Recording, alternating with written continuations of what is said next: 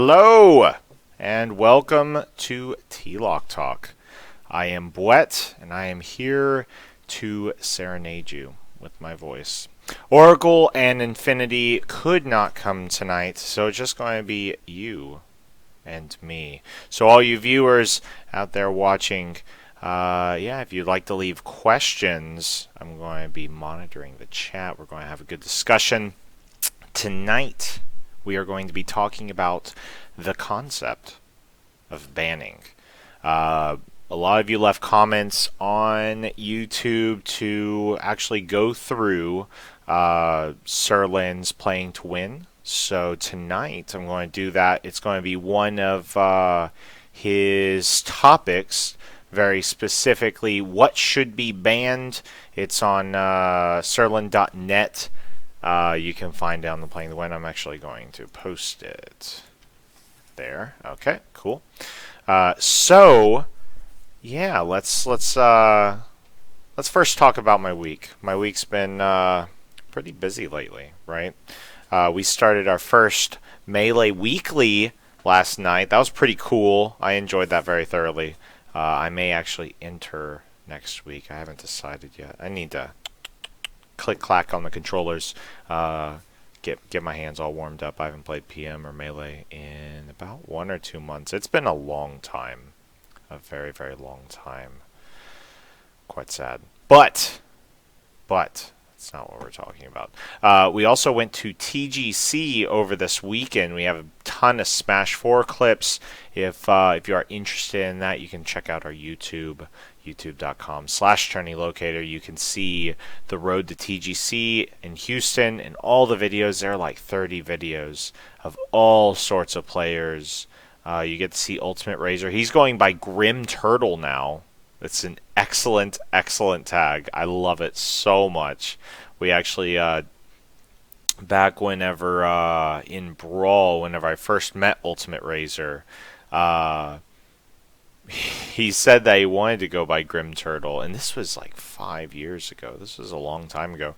He said that he wanted to go by Grim Turtle, but it was his brother's tag. So he went by Ultimate Razor. So apparently he has gotten over that, and now he's going to be going by Grim Turtle. So pretty interesting. I like it a lot. I don't know. Those two words together just work really well. But yeah, it was a great event. Zyro was an excellent host, and we look forward to being at more of his events. So let's go ahead and cut the chitter chatter and let's get down to it. If you do have any questions, you can go ahead and post them, and at some point in time I'm going to get to those. But let's talk about it. So in the article, Sirlin talks about the concept of banning and the fact that I need to play fetch with my cat. The fact that the kind of community that you get and what comes about, like how strongly people feel about the concept of banning and how quickly people go to banning whenever they see a particular tactic, it really gets molded by your environment, right? So we'll discuss two different environments. The first environment is the developer that makes a game, and they take that game and they just put it out in the world and they say, see ya, have fun, right? Those games are Smash. Smash is one of those, although Smash 4 may be a bit different. We'll see just how active they are with their patch system. But you see that with a lot of fighting games before, like the Xbox 360 days. And you see that with Smash, right? And then you have other games. We'll say StarCraft, League of Legends. What else? WoW, Street Fighter 4, Ultimate MVC 3.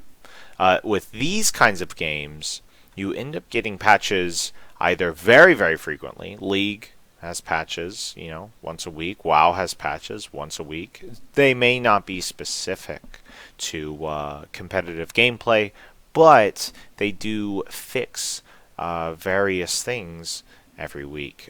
Street Fighter 4 and MVC and Project M, those are typically much longer of a time, maybe about, we'll say, 6 months to a year, somewhere around that. They'll either release a patch that will change. What was I going to say? They'll release a patch that will be just a patch, or they'll just make an expansion to the game, right? And you can see that with Ultra Street Fighter, Ultimate MVC, also with what is it? Heart of the Storm. It's another game, but it's a patch. I don't know. They're muddling the water. Muddling. Not sure. Doesn't matter. My English is terrible. Doesn't matter. So yeah. So with these two different communities, whenever someone just puts out a game into the ether and they just have fun, go for it, and then they and then they don't do anything, you just sort of stuck with it, and a lot of the community, they just go with it. And the concept of banning doesn't really come up as big of a deal. Then you have a game like League. We'll say League. Bans come up very quickly, and that's because things change drastically, very drastically. You can end up having new characters, and typically with League, they make their new characters extremely powerful, right? And so whenever they make these characters extremely powerful, I'm not sure. It's a good way of developing a game and making it balanced is typically to go overboard with a character. Like, you can try to hit the sweet spot, right? But it is much better to go overboard with a character and draw back than to give them too few tools and then keep adding, right? It's much easier and much quicker to get a balance correctly that way. So they may be doing it for that reason. They may also be doing it because, well, they can make more money, right? Make an extremely powerful character that has tons of flavor and is really cool, like the big shield guy. Oh, that's great. And what's his name? The little one. He has a little dinosaur costume. Whatever. Like, people just want to play, and it's just like, take my money. So, ban-worthy discussion typically happens much more with those kinds of games.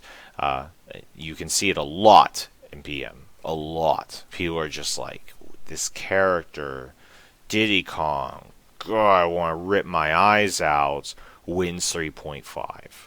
Right? And now it's like hashtag wins 3.5. And, it's just a little ridiculous, right?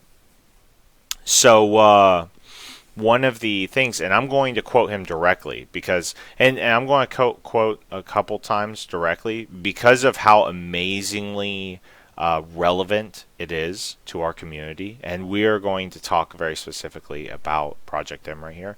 And this is the quote. The constant patching by developers also often leads to laziness on the part of the players. There's less reward for trying as hard as you can within the given rules. Because if you are successful, your tactics will just be patched into obsolescence anyway. You might be a footnote someplace, but you won't still be winning. And a lot of people have felt this way about PM. Is just they are terrified to actually do well with their character. Dinty has expressed this many times with Ivysaur. Emu Killer has a bit of a different opinion. He's just like, F it, I'm just going to show you how broken Mewtwo is, and I'm going to just win tournaments until you fix him.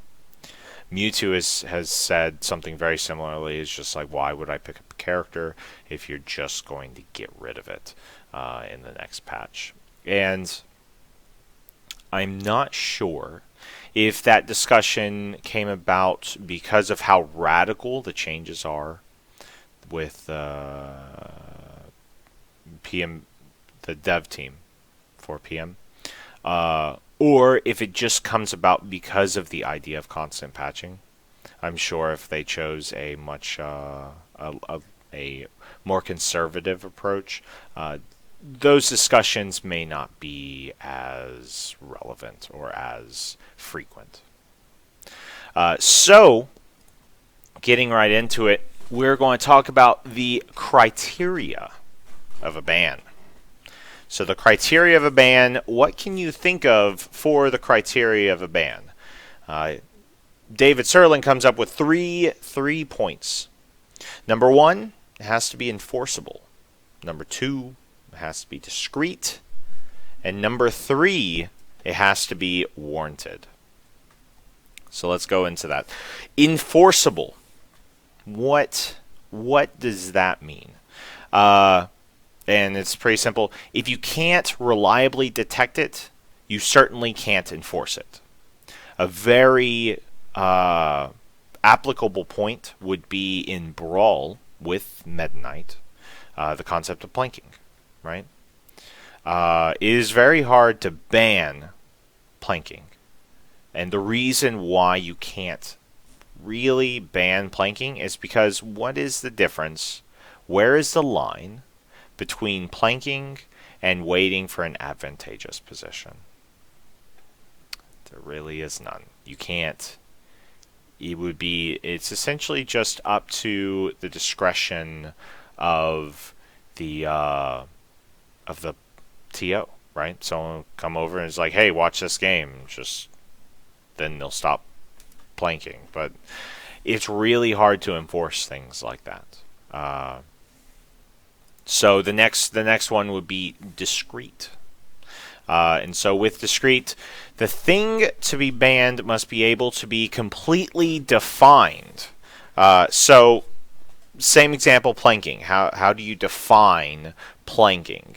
And this is, so a lot of people said, you shouldn't ban planking. And this is something that I had said back in Brawl days, is that you shouldn't ban planking because it doesn't do anything outside of create a goal for people. And so what people would do is they would go, okay, well, I'm going to ban planking by putting in a ledge limit. That's what I'm going to do. Ledge limit. Got it.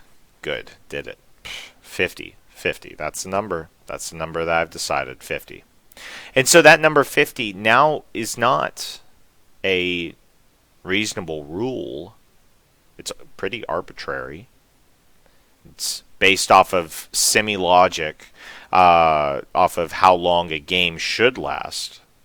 But it instead just becomes a goal for the player. And then here's another quote.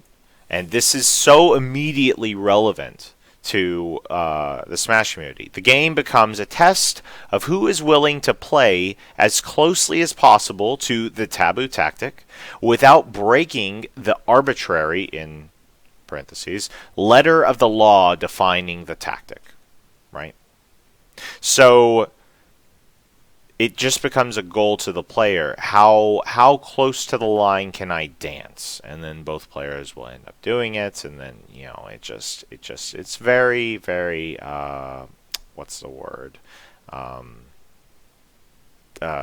Starts with a D. I can't remember. Whatever. It devolves. That's not the right word, but it's close. It's close enough. Whatever. So yeah. A more discreet ban, and this happens very infrequently in Magic, but it is still immediately relevant, is banning in Magic the Gathering. There are several different kinds of bans in Magic, right? So there's the concept of I'm just going to ban this card outright. Except outside of, we're not talking about what is it? Vintage. We aren't talking about vintage. We're talking about other stuff. Let's talk about modern, right? There are certain cards that you are only allowed to have one of. It's very discreet. Just, you can only have one card. One. That's it. And there's no dancing around it. There's no arbitrary value. It's based off of a very strong statistic of if you get more than this in your hand, essentially if you get one of those, then it swings the favor of the game pretty strongly for that moment. But the second you use it, it's done. That's done. I mean, you could do some kind of reanimator stuff, but for the most part, it's done. And so it's very discreet. And there are a few cards that they just flat out ban. You cannot put them in the deck. But outside of that, it's very discreet, very defined, right? And then so we get to the third.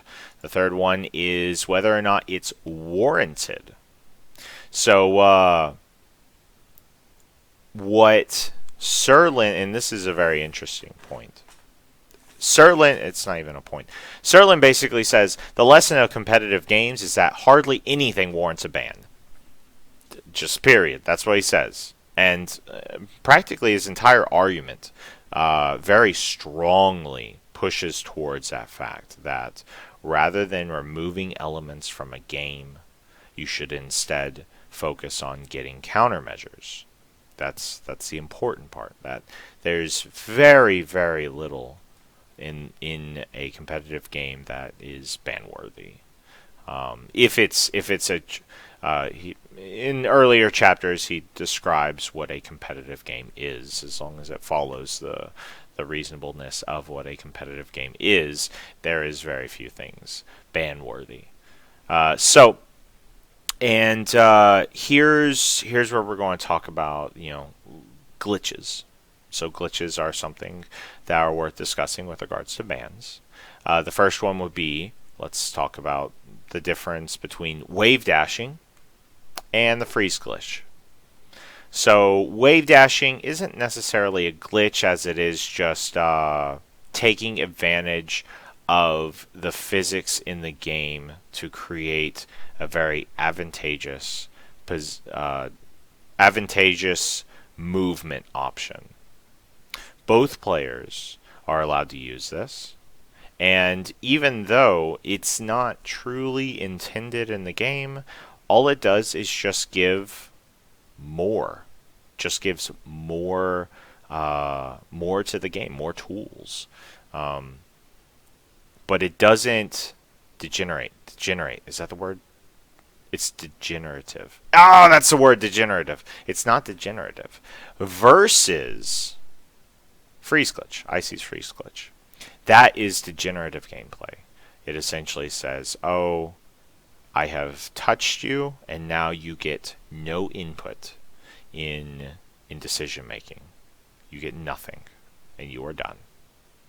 That's why freeze glitch is gone, because you just say you don't get to play this game anymore because you made one mistake. Oh, I am ahead. Grab, done. You're gone. Another one would be in Brawl, the infinite dimensional cape. Also, very ban-worthy, right? Because it just says, oh, I have the lead. Now we don't get to play the game anymore. I win. And it's just based off of, oh, I'm 1% ahead. So those are some examples. And he basically says just because something is a glitch or a bug doesn't mean it should be banned immediately. That the power of countermeasures, don't underestimate them, because they can be very, very good and very strong. And so he gives some examples. There are two examples that he gives, and they're both in the same game, Super Street Fighter 2 Turbo. And the two characters are Akuma and Old Sagat. So, first we'll talk about Akuma. Akuma is a character that has an aerial Hadouken. It is a character that very, very clearly you see was not balanced in the game. And whenever I say not balanced in the game, I mean he was not designed to be a part of this game. He was designed separately. And just, that's about it. And so he essentially degrades the game into Akuma versus Akuma. And that's it. That is ban-worthy.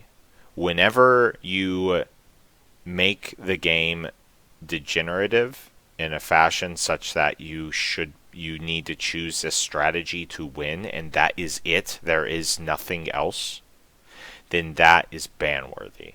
And Akuma is a very strong visage of that. Then in the same game, there is Old Sagat.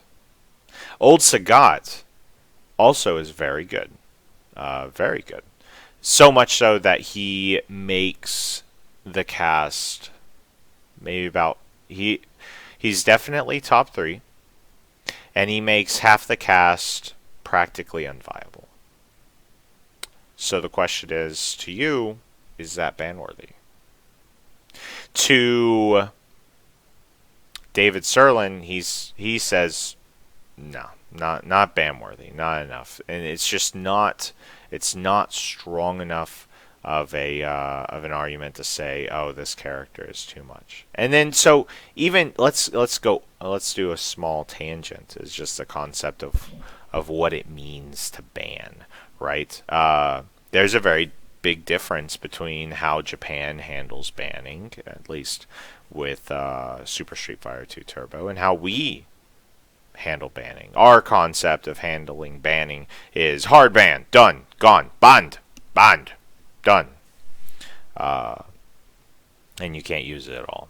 In Japan, for Akuma, it's a soft ban. And what I mean by a soft ban is technically you can use it, that's fine. But it's, kind of frowned upon. None of the top players are going to use it because it's just, come on, are you really going to use them? Come on. So, worse players will end up choosing Akuma, and they'll lose, and they'll be humiliated.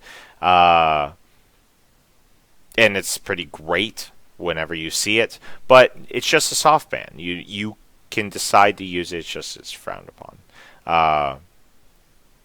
So that's something very interesting. It doesn't really work here because we don't really care.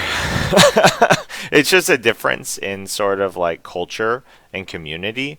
And with us, it's just like, oh, this is a soft ban, but I still get to decide if I want to use them. Okay, well, I'm still going to use them because screw what anyone else thinks. I'm just going to play Meta Knight and I'm just going to win. So now I knew y'all would freaking... I didn't mean to hail Hitler. Just dang it. Z Kyle. Anyways, so when now we get into concept of Smash 4, and so there's multiple things that we're talking about with Smash 4 about ban-worthy, and so the first one that a lot of people have been, let's just get into it, is Sheik. Oh my God, Sheik is ruling the day, right? At least Sheik is ruling the day in Texas, right? But let's take the road to TGC, for instance. The road to TGC, TLOC Denti, he actually lost as Sheik to Trella. Trella played freaking Charizard and reverse 3-0'd him. Spoilers, sorry. And then in Grand Finals, he just went all Robin and 3-0'd him again. Doesn't really sound ban-worthy. And whenever you do want to discuss something that's ban-worthy, you can't do it within the first month of a game. You would have to be at least a year into the game, at least. That's not even saying like in giving a minimum by any means. I'm just saying it has to evolve to the point where everyone is using the character because they have all deemed that it is just too good to choose anyone else. I can't choose anyone else. And then whenever you're looking at results, if you see top 5 Sheik and it's happening consistently over a large period of time, that's when you can say, okay, let's open up this discussion. But in terms of right now, not even. Sheik wasn't even making top 3 in Japan for their tournaments. And in New York, I just saw a tournament whenever it was Robin and Greninja. So there's no reason to ban Sheik right now. It just doesn't make sense. So let's just end that conversation, and we'll talk about it in a year. So the next one would be let's do equipment. Let's do equipment. Okay, so equipment, crazy, and it does a lot of stuff, right? So what can happen is, for instance, I made a Little Mac that whenever you do his forward smash uncharged, it breaks a shield instantly. I don't know whether or not it's banned, or whether or not it should be banned, because I don't want to fall into all these traps that he said that people fall into. Instead, I want to talk about how I want to play the game. So for me, I don't like the way the game plays whenever you do include equipment. And so whenever you do include equipment, instead things get put on extremes. You get really, really fast, like ridiculously fast. And that's not that big of a deal. But when it comes to power, you can kill someone in one hit. It's a bit much. There may be, and I was actually talking to Oracle about this, there may be the ability to, like for instance, if someone goes full power, you go full defense, and now they are stuck on the ropes because they can't actually kill you. So we're still deciding whether or not it should be banned, right? I'm not sure, and I'm not going to really make a decision. I just want to keep playing with all of it. I'm going to say for right now, for our tournaments, we don't have it because it's sort of like you have to unlock it, right? And so and it's random. So okay. It's random. You have to unlock it. It's not particularly fair because you could get a better item than your opponent because of the random. And so because of all this, it's not good to have it in tournaments just yet, because people who have played the game longer end up getting an unfair advantage. So that's why we have it banned. That's not to say that it's banned because it's broken. It's just currently it's not how we want to play the game. And so, I may be falling into one of these traps that they're saying, whatever. But the way that we ultimately decided whether or not equipment should be legal is we just set a poll, and everyone was like, hell no. So we're like, cool, all right, cool. We don't even have to make a decision here. So now let's move on to custom moves. Custom moves have a very similar difficulty in the fact that you have to unlock it, right? And some people may say, "Oh, well, you have to unlock characters as well." The difference is that unlocking characters takes what, an hour? Unlocking moves takes much, much longer. And so with the 3DS, it doesn't really matter. You can just unlock your moves, and so that won't take very long, and that's perfectly fine. And so that's why you see custom move tournaments happening everywhere, because it's fun and it's great. Uh, but it's going to be a really big issue whenever the Wii U comes out, because in order for custom moves to be legal, you're going to have to get all the custom moves for your Wii U. And so we haven't figured out like what is a great method for getting those custom moves, and can you like just can you swap them over onto a Wii U from your 3DS? Can you just get a save and then just throw it in like you can do with Brawl? You just get it on SD card. You're done. Not sure. But the way the fighting game community does it is they say, okay, well, if there's a DLC character, and people want to use it, then if you want your setup to be part of the tournament, you have to get it. You got to download it. You got to buy it. Sorry, guy. Either you buy it or you can't bring your setup, which is a bit difficult coming from a TO perspective. You want to bring as many people to your event as you can, and you want as many setups as you can. But then you get into just this very difficult issue of, do I turn away a setup because they don't have this DLC? And we're going to have to answer these questions whenever the Wii U comes out and whenever Mewtwo comes out. Are we going to turn away setups, or are we going to label them? Oh, this setup doesn't have Mewtwo, so all you Mewtwo mains out there, we'll just have to make sure. It's going to be a very difficult discussion to have and figure out what we're going to do.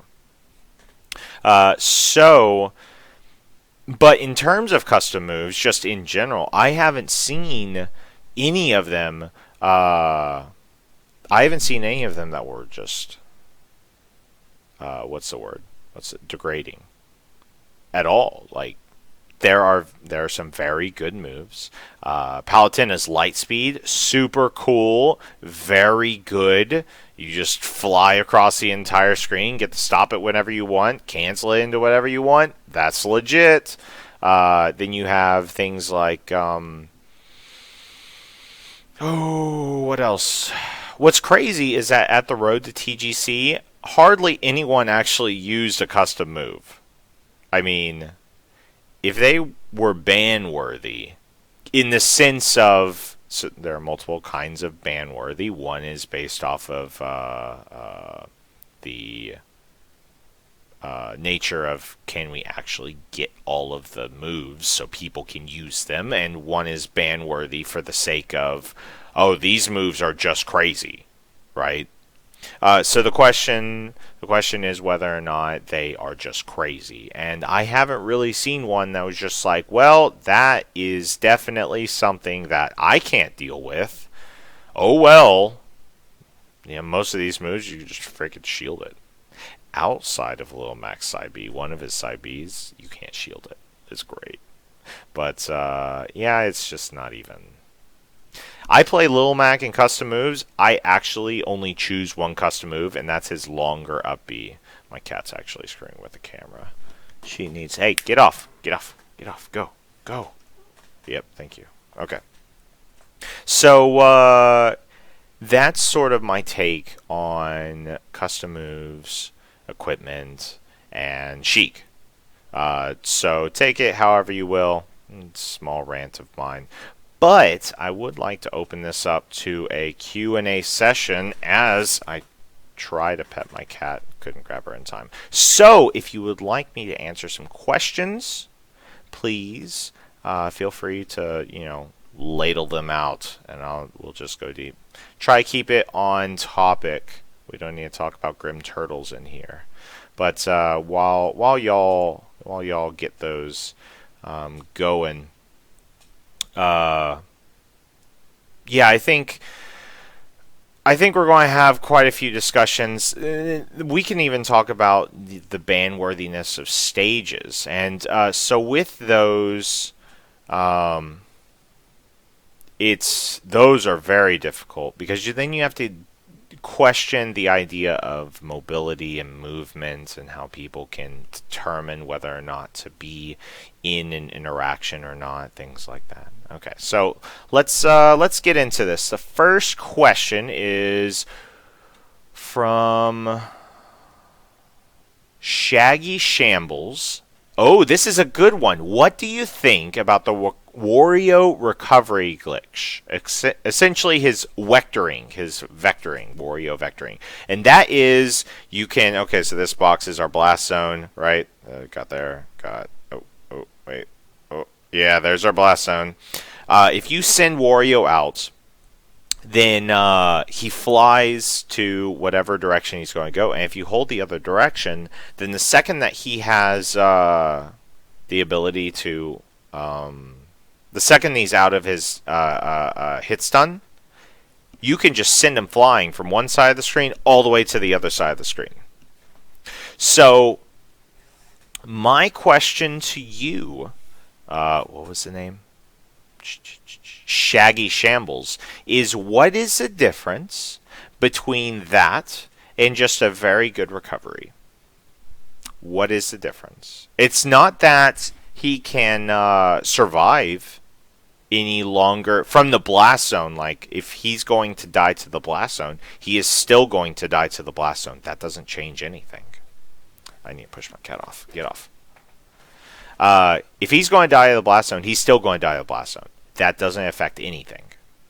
All it affects are his options from getting back to the stage. It essentially says, I get a pretty free recovery. But you know what? There are tons of other characters that also say, I get a free recovery. Lucario pretty much says, I get a free recovery. Rosalina, I am going to murder this cat. Okay. Rosalina, pretty freaking good recovery. Wario without vectoring, without the vectoring or whatever, still pretty good recovery, right? So there's nothing about it that says, oh, this is ban-worthy. What does it give you? All the characters typically can recover anyways. So that should be it. Okay, so next question. What's your opinion on Yoshi's teleporting glitch? How would you deal with it as a TO someone was using it at a tourney? Okay, so the Yoshi glitch, the way I haven't looked into how it works exactly. Isn't it based off of you have to like input an egg lay and then do a move afterwards and it teleports you to another location or something? It's like you have to jump off a ledge and then egg lay. Yeah, we're going to say that. You have to jump off a ledge, egg lay, and then you teleport somewhere else. So my question is, what does that achieve that makes it ban-worthy? What does it do? All it does is it does two things. The first one is it gives him more options to get onto the stage. The second one, and this is all assuming that I'm understanding exactly how it works, right? If I don't, please tell me, or put in comments on YouTube, whatever. So it gives him another option of getting back onto the stage. Once again, a lot of characters have that. And the second thing is it gives you the ability to, for a split second, say you do not get to interact with me. That one the concept of that is a bad concept. It's just like the infinite dimensional cape. The only issue is that he comes right out of it, right? He just teleports to wherever. and then he would need to set up again with a grab the ledge, jump off, egg lay into teleport. But the thing is that the second you jump off the ledge, you're vulnerable, right? So you can just punish him. You can just freaking punch him, slice him. Whatever character you have, throw your Starmie at him. I don't care. But you can punish it and you can blow it up. You have to press jump when holding the ledge, which is a full jump. I think it's pretty punishable before. Yeah, exactly. So yeah, it's just because it's a glitch does not mean it should be banned. It should be banned if it makes the game degrade. And so essentially the way you should look at it is, instead of this is how you should view something that you see online when it comes to whether or not it should be banned. You just say, okay, I see this. That's pretty crazy. Let's wait to see for it to be in tournament. Oh, I got you. Oh, yeah, there we go. Let's wait for it to... If no one uses it in tournament, then why are you banning it? I haven't seen it happen in tournament. Have you? Haven't seen it. I haven't seen top 5 Yoshis ruling the day. So let's just wait. Let's just wait and see. This is my cat. Her name is TLO, and she is very angry at the moment. Say hi, kitty. Oh, she's so upset. But, yes. What's next? Let's do another one.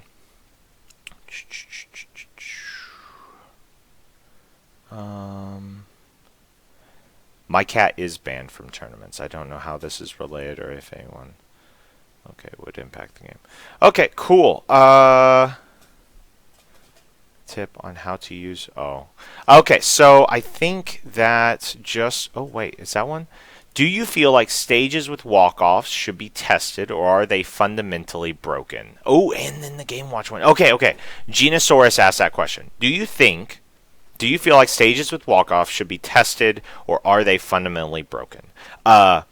In Brawl, they were fundamentally broken, and the reason why is DDD and characters like him. DDD and Falco. Both of those characters say, I get a grab, I get a free stock. Period. No skill required.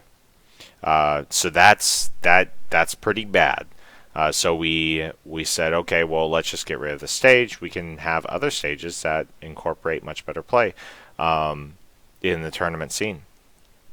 Whereas with Smash 4, I don't know if the reason why walk-offs are bad is because they force play into, oh, I'm going to sit in this one area, specifically right by the blast zone, and then you say, okay, well, we're going to turn this into a 50-50.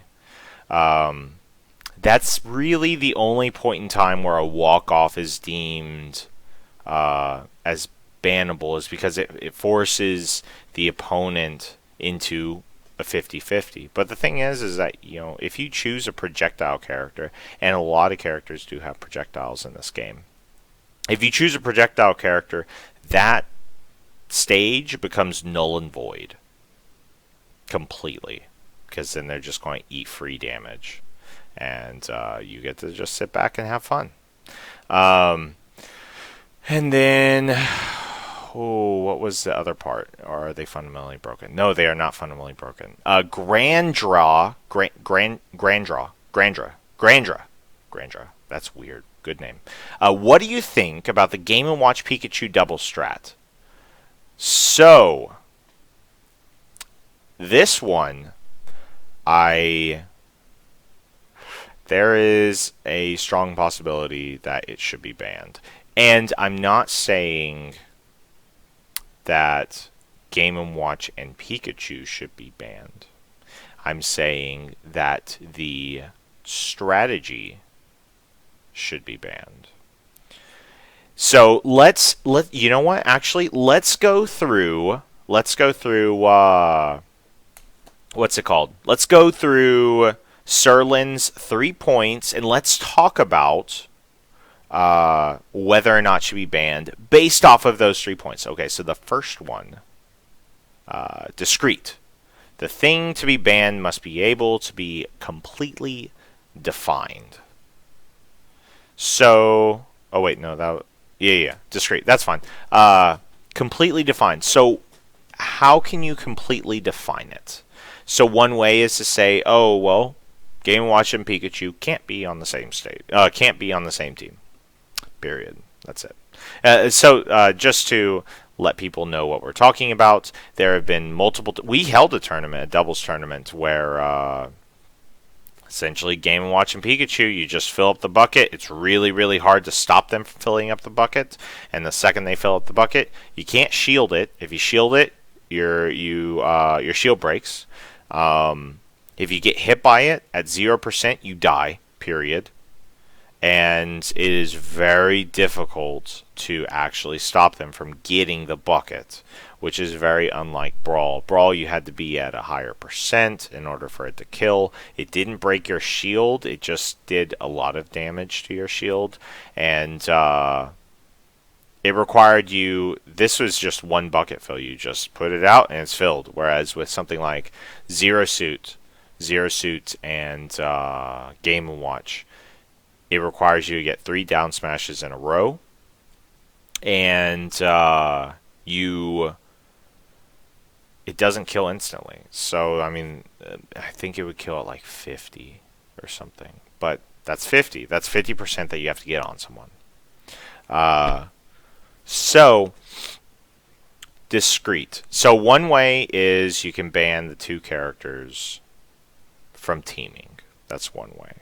That's very discreet. If you see it on the screen, you know that that's banned. Another way is that you cannot, and this is a much better one. You cannot use Oil Panic, which is Game & Watch's down B, right? This one's a bit harder to do because someone can obviously have a missed input. And so that is much more difficult to actually discreetly define, right? So that's a bit hard. It's a bit hard. So let's move on to enforceability. Can you enforce it? Pretty easy to enforce if you see Game & Watch and Pikachu on the screen and one of them does a Thunderbolt and the other one Oil Panics it. Well, there you go. Pretty freaking enforceable. You saw it, banned, or they lose the game because they used it. Whatever. Pretty enforceable. Very easily enforceable. And then so the third one is warranted, whether or not it's warranted. So does it degrade gameplay? Does it force people to go into just one set strategy? Possibly. Should it be banned instantly? No. Just like with everything else, you don't ban it until you see the results, until you see what actually happens in tournament. If no one uses it, then it doesn't matter. People are using it, so let's see if people can come up with countermeasures. Countermeasures are strong. Sirlin says that we should let countermeasures work its magic. Maybe a double Game & Watch team is stronger than a Game & Watch Pikachu team. And then you go, okay, well, if you went double Game & Watch, we'll just go our mains. We'll just go our mains and we'll just beat your double Game & Watch. And they'll go, okay, well, if you're going your mains, we'll just go our mains. Boom. And so it's just this very interesting rock, paper, scissors. And then, it comes into double blinds, and double blinds are fun and very interesting. So it's a very scary strategy. Very scary strategy. We aren't going to ban it yet. We're just going to see. Going to see what happens. But it is something that is definitely worth considering. And the big problem mostly is the discrete. What is the proper way to ban it? Do you ban the combination? Do you ban Oil Panic? If you do ban Oil Panic, what happens whenever you do down B? That's iffy. That's not extremely. Do they just lose a stock? What if they don't actually absorb anything? Can they just use it as long as they don't absorb anything? That's pretty discreet. If you see the bucket and it has anything filled in it, well, there you go. Lose a stock. Pretty good. That's not bad. That's not bad. Then it allows the team to actually happen without, and then people just won't even want to play with the characters. So that's one way. Sure, go for it. So that's with that one. Let's see. What else we got? What else y'all got for me? Okay, so I think that's about it. I'm going to call it a night. I hope y'all have had a tremendously informative session of TLOC Talk. I am Bwett. We're going to have our PM Weekly on Thursdays. We have our Smash 4 Weeklies on Fridays. And we're also going to have our first monthly coming up this upcoming Saturday at FX Game Exchange. If you would like to attend Dinty's Bizarre Adventure. This is going to be singles and doubles. I'm sure Pikachu Game Watch is going to roll today. In any case, y'all have a great night. And I'm going to head out. See you later.